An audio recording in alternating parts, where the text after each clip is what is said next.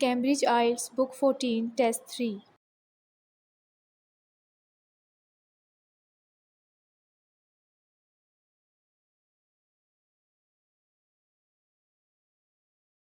IELTS 14 Tests 1 to 4. Published by Cambridge University Press and Uckles 2019.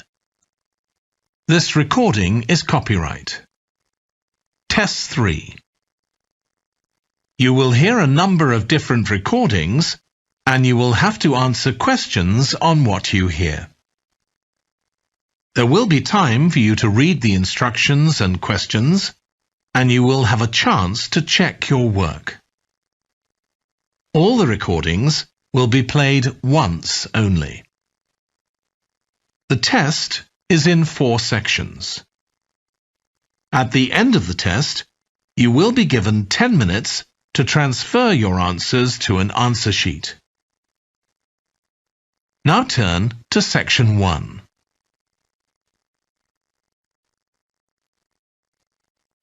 Section 1. You will hear a man phoning the customer services manager of a hotel to get information about holding a conference there. First, you have some time to look at questions 1 to 5.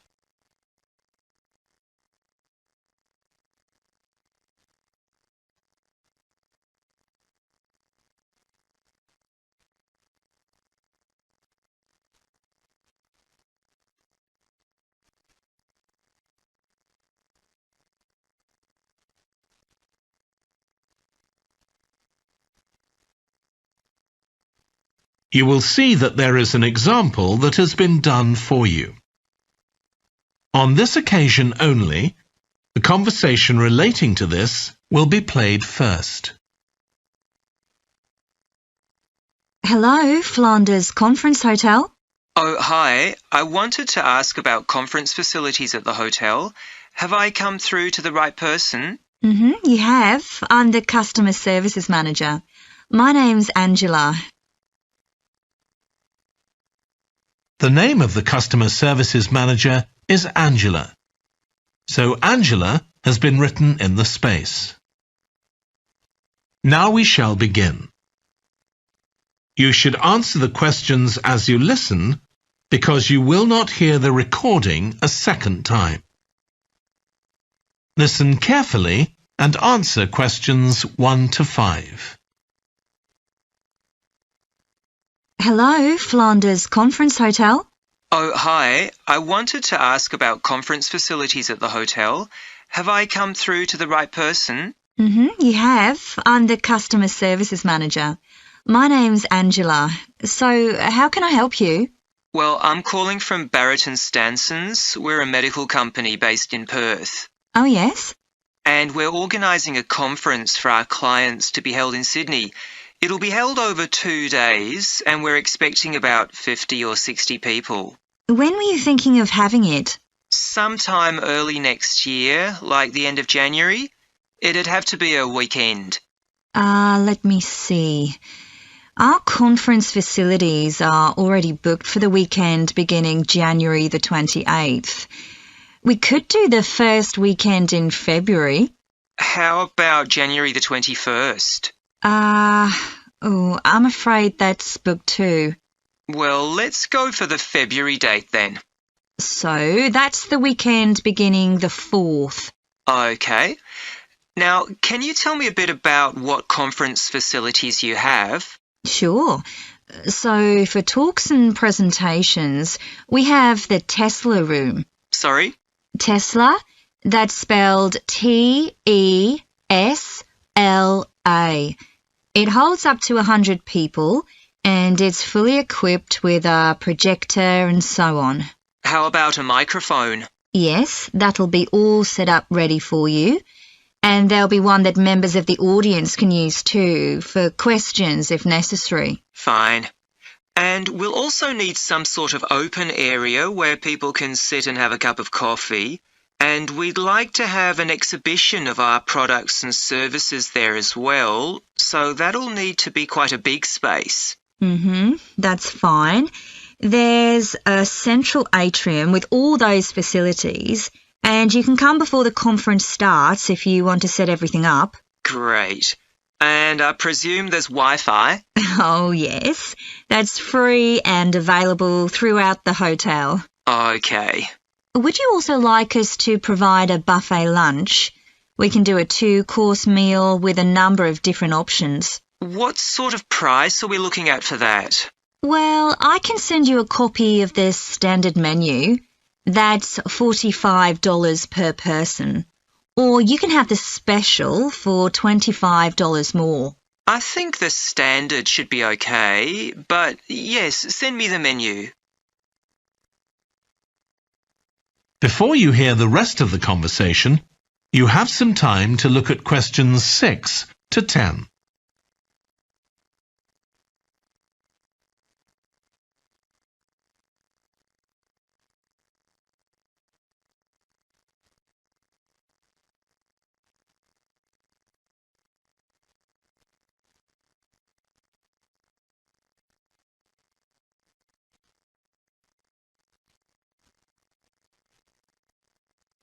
Now listen and answer questions 6 to 10.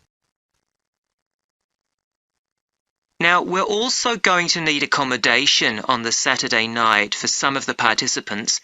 I'm not sure how many, but probably about 25. So what do you charge for a room? Well, for conference attendees, we have a 25% reduction, so we can offer you rooms at $135. Normally, a standard room's $180. And does that include breakfast? Sure. And of course, guests can also make use of all the other facilities at the hotel. So we've got a spa where you can get massages and facials and so on. And there's a pool up on the roof for the use of guests. Oh, great. Now, what about transport links? The hotel's downtown, isn't it? Yes. It's about 12 kilometres from the airport, but there's a complimentary shuttle bus for guests, and it's only about 10 minutes walk from the central railway station. Okay. Now, I don't know Sydney very well. Can you just give me an idea of the location of the hotel? Well, it's downtown on Wilby Street. That's quite a small street, and it's not very far from the sea. And of course, if the conference attendees want to go out on the Saturday evening, there's a huge choice of places to eat. Then, if they want to make a night of it, they can go on to one of the clubs in the area. There are a great many to choose from. Okay. So, if we go ahead with this, can you give me some information about how much we're looking at? That is the end of section 1. You now have half a minute to check your answers.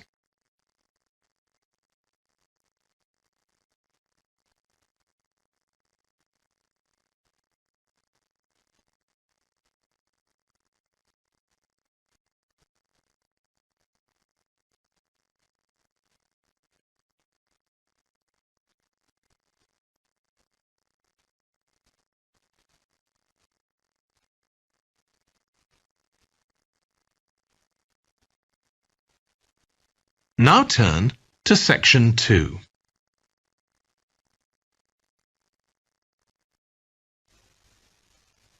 Section 2. You will hear a woman talking to a group of college students about volunteering to help other people. First, you have some time to look at questions 11 to 14.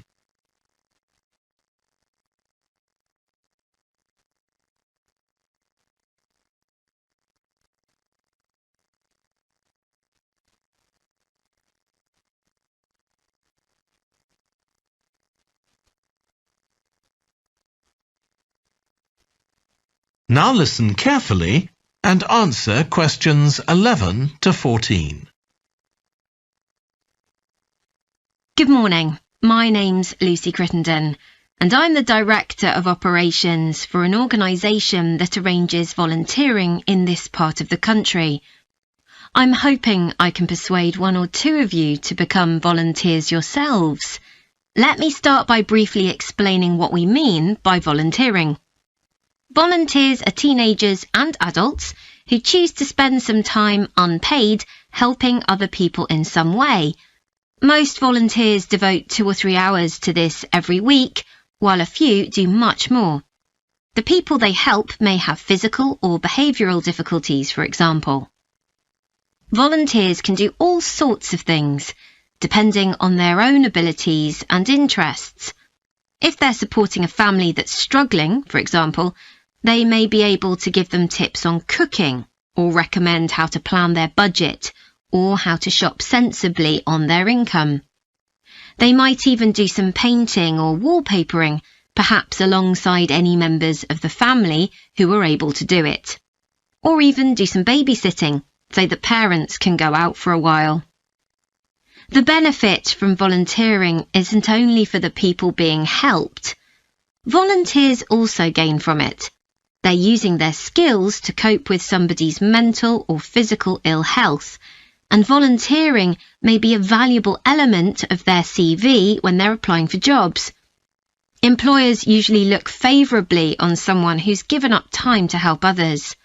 Significantly, most volunteers feel that what they're doing gives them a purpose in their lives. And in my opinion, they're lucky in that respect, as many people don't have that feeling. Before you hear the rest of the talk, you have some time to look at questions 15 to 20.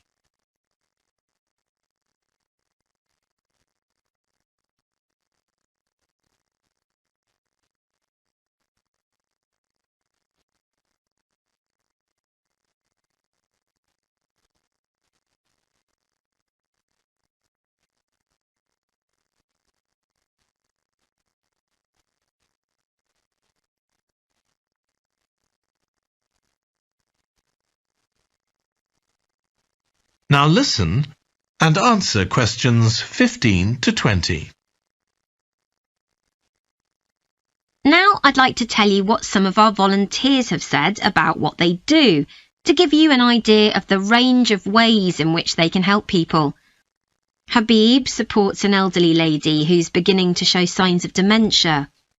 Once a week they, along with other elderly people, go to the local community centre where a group of people come in and sing. The songs take the listeners back to their youth, and for a little while they can forget the difficulties that they face now. Our volunteer Consuela is an amazing woman. She has difficulty walking herself, but she doesn't let that stop her. She helps a couple of people with similar difficulties who had almost stopped walking altogether. By using herself as an example, Consuela encourages them to walk more and more. Min visits a young man who lives alone and can't leave his home on his own, so he hardly ever saw anyone. But together they go out to the cinema or to see friends the young man hadn't been able to visit for a long time. Tanya visits an elderly woman once a week. When the woman found out that Tanya is a professional dressmaker, she got interested. Tanya showed her some soft toys she'd made, and the woman decided to try it herself. And now she really enjoys it and spends hours making toys. They're not perhaps up to Tanya's standard yet, but she gains a lot of pleasure from doing it. Alexi is a volunteer with a family that faces a number of difficulties. By calmly talking over possible solutions with family members, he's helping them to realise that they aren't helpless and that they can do something themselves to improve their situation. This has been great for their self-esteem. And the last volunteer I'll mention, though there are plenty more, is Juba. She volunteers with a teenage girl with learning difficulties who wasn't very good at talking to other people. Juba's worked very patiently with her, and now the girl is far better at expressing herself and at understanding other people. OK, I hope that's given you an idea of what volunteering is all about. Now I'd like to talk to you about... That is the end of section 2. You now have half a minute to check your answers.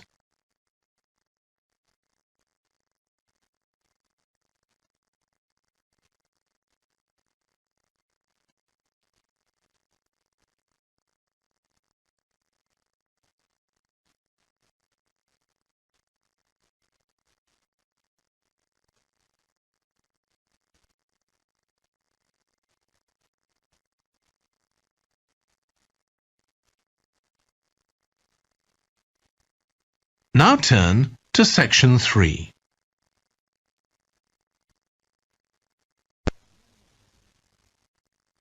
Section 3. You will hear a trainee music teacher called Joe talking to his supervisor about the school marching band that he has been given responsibility for. First, you have some time to look at questions 21 to 26.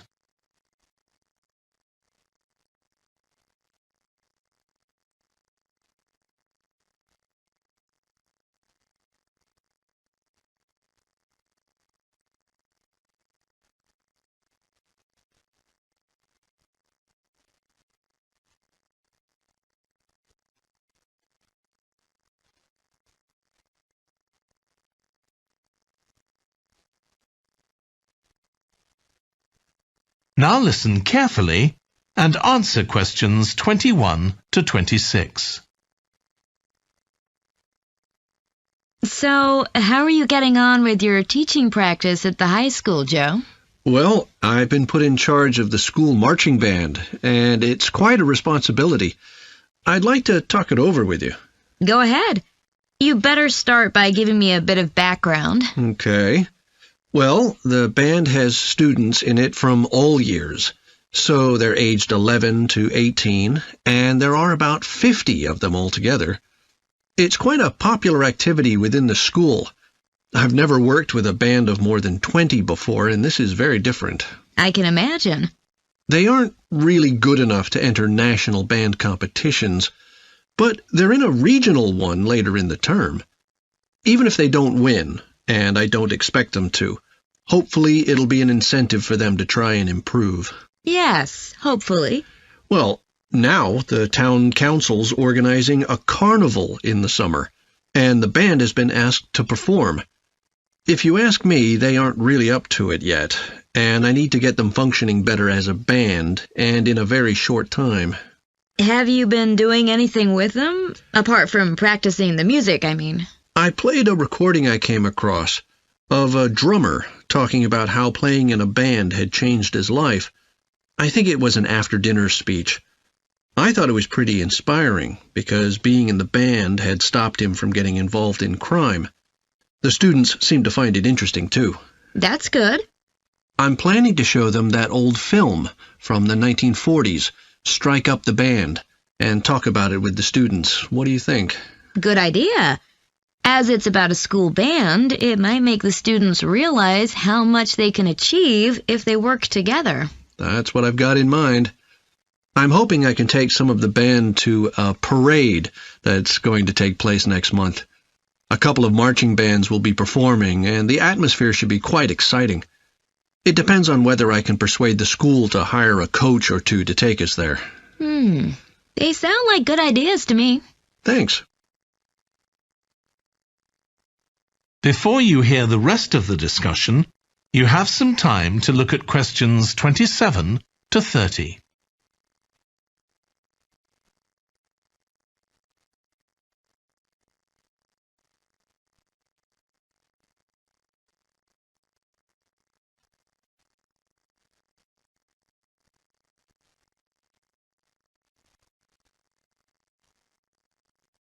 Now listen and answer questions 27 to 30.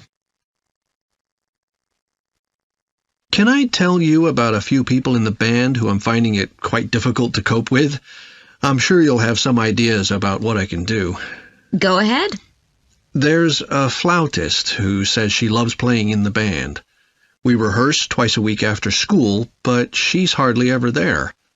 Then she looks for me the next day and gives me a very plausible reason. She says she had to help her mother, or she's been ill, but to be honest, I don't believe her. Oh dear. Any more students with difficulties? Plenty. There's a trumpeter who thinks she's the best musician in the band, though she certainly isn't. She's always saying what she thinks other people should do, which makes my job pretty difficult. She sounds a bit of a nightmare. You can say that again. One of the trombonists has got an impressive sense of rhythm and could be an excellent musician, except that he has breathing difficulties, and he doesn't really have enough breath for the trombone. He'd be much better off playing percussion, for instance, but he refuses to give up, so he ends up only playing half the notes. I suppose you have to admire his determination. Maybe. One of the percussionists isn't too bad, but he never seems to interact with other people, and he always rushes off as soon as the rehearsal ends. I don't know if there are family reasons or what, but it isn't good in a band, where people really need to feel they're part of a group. There are others too, but at least that gives you an idea of what I'm up against. Do you have any thoughts about what I can do, Lizzie? That is the end of section 3. You now have half a minute to check your answers.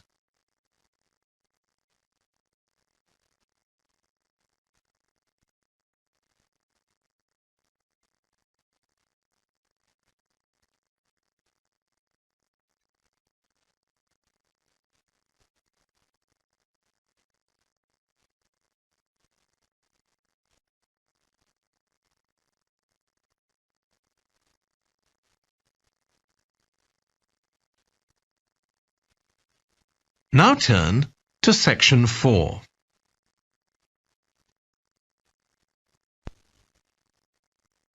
Section 4. You will hear a British University lecturer in music talking about concerts in an arts festival. First, you have some time to look at questions 31 to 40.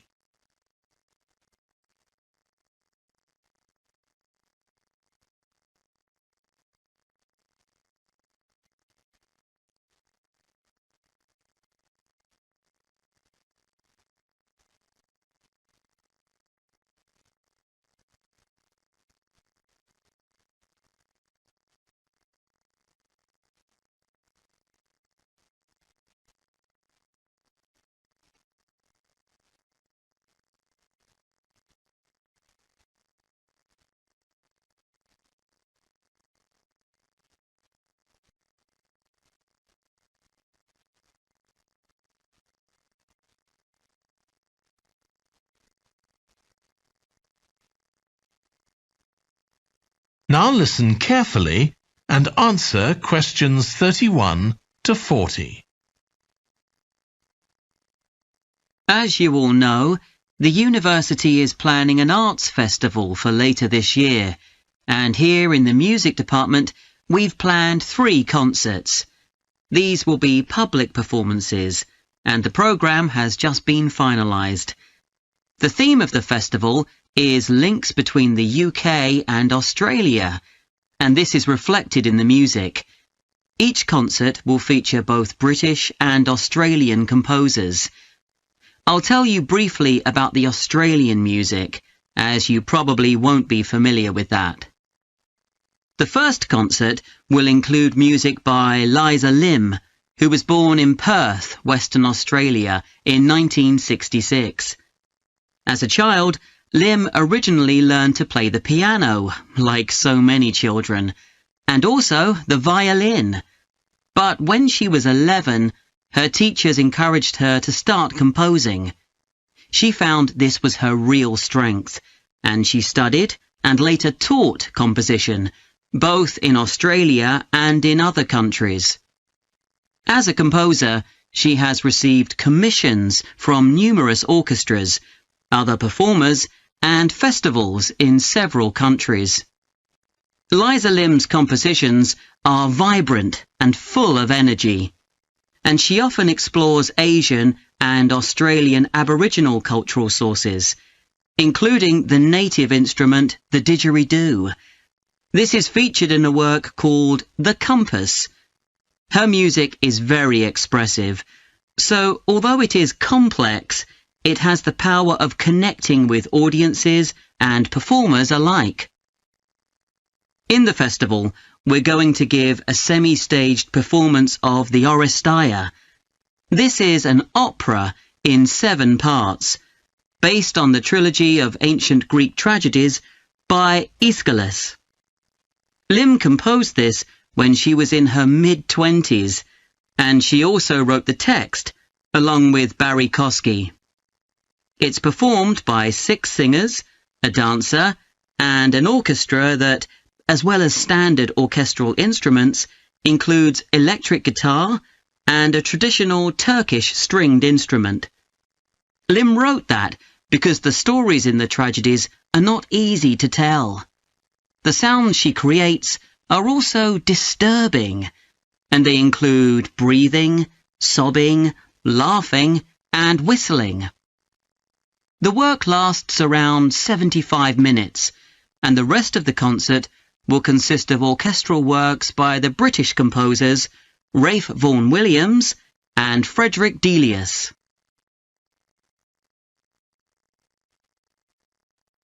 Moving on now to our second concert. This will begin with instrumental music by British composers Benjamin Britten and Judith Weir. After the interval, we'll go to Australia for a piece by Ross Edwards, The Tower of Remoteness. According to Edwards, the inspiration for this piece came from nature, when he was sitting alone in the dry bed of a creek, overshadowed by the leaves of palm trees, listening to the birds and insects. The Tower of Remoteness is scored for piano and clarinet. Edwards says he realized years after writing the piece that he had subconsciously modelled its opening phrase on a bird call. Ross Edwards was born in 1943 in Sydney, Australia, and studied at the Sydney Conservatorium of Music and the Universities of Adelaide and Sydney. He's well known in Australia, and in fact, he's one of the country's most performed composers. He's written a wide range of music, from symphonies and concertos to some composed specifically for children.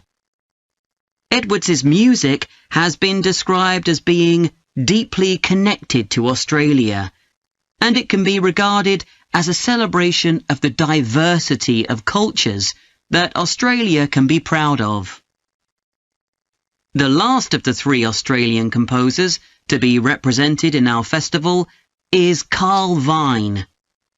Born in 1954, Vine, like Liza Lim, comes from Perth, Western Australia.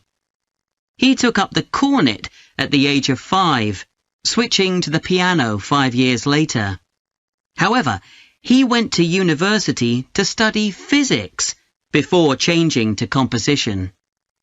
After graduating, he moved to Sydney and worked as a freelance pianist and composer. Before long, he had become prominent in Australia as a composer for dance, and in fact has written 25 scores of that type. In our third concert, Vine will be represented by his music for the flag handover ceremony of the Olympics held in 1996. This 7-minute orchestral piece was of course heard by millions of people worldwide, and we'll hear it alongside works written by British composers Edward Elgar and, more recently, Thomas Adès. That is the end of section 4. You now have half a minute to check your answers.